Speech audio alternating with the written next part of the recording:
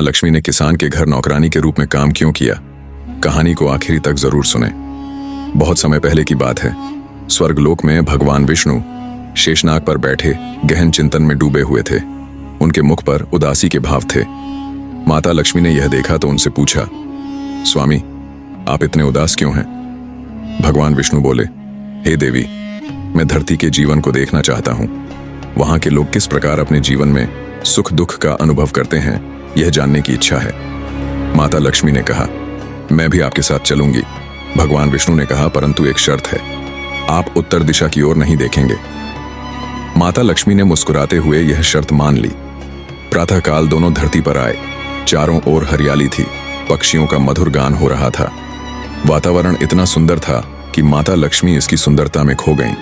घूमते घूमते उनकी दृष्टि उत्तर दिशा की ओर चली गई, जहां एक अद्भुत सुगंध वाला फूलों का खेत था। माता लक्ष्मी इस खेत में गईं और बिना सोचे समझे एक सुंदर फूल तोड़ लिया। जब वे भगवान विष्णु के पास लौटी तो उनके मुख पर क्रोध और आंखों में आंसू थे। हे देवी, आपने मेरी शर्त तोड़ी और बिना अनुमति किसी की संपत्ति ले ली। इसका परिणाम यह होगा कि आपको एक निर्धन व्यक्ति के घर में 3 वर्षों तक रहकर उनकी सेवा करनी होगी। माता लक्ष्मी ने सिर झुकाकर अपनी भूल स्वीकार कर ली। धरती पर एक निर्धन किसान माधव अपने छोटे से परिवार के साथ जीवन व्यतीत कर रहा था।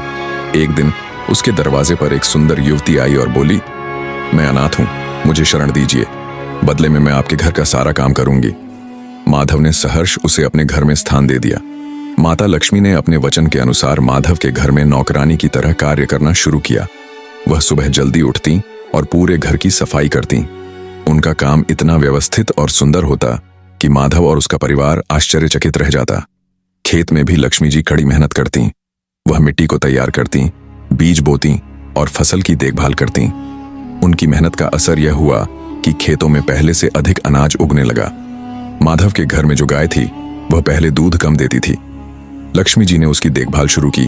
उसे समय पर चारा देती, उसे नहलाती और उसका विशेष ध्यान रखती। कुछ ही समय में गाय का दूध बढ़ गया और माधव इस दूध को बेचकर अच्छी आमदनी करने लगा।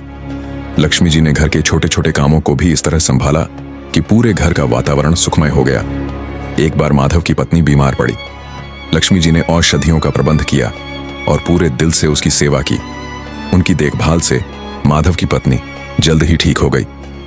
लक्ष्मी जी का व्यवहार हमेशा शांत और दयालु था। वह बच्चों को कहानियां सुनाती और उनके साथ खेलती। उन्होंने माधव की बेटियों को सिलाई कढ़ाई सिखाई, जिससे वे आत्मनिर्भर बन सकें। उनका यह प्रयास पूरे परिवार के लिए प्रेरणादायक था। जब से लक्ष्मी ने घर में कदम रखा, माधव के जीवन में बदलाव आने लगा। उसकी फसलें लहलहा उठी, आमदनी बढ़ने लगी और उसका घर खुशियों से भर गया। माधव को यह समझने में देर नहीं लगी कि यह सब उस युवती के आने के बाद हुआ है। एक दिन माधव ने युवती से पूछा, तुम कौन हो? तुम्हारे आने के बाद हमारा जीवन इतना बदल गया। वह मुस्कुराई और अपने असली स्वरूप में प्रकट होकर बोली, मैं लक्ष्मी हूं। तुम्हारे दयालु स्वभाव और निस्वार्थ प्रेम के कारण मैंने तुम्हारे घर को आशीर्वाद दिया। अब मैं अपने स्वामी के पास लौट रही हूं, लेकिन मैं तुम्हें वरदान देती हूं कि तुम्हारे परिवार में सदा सुख समृद्धि बनी रहेगी।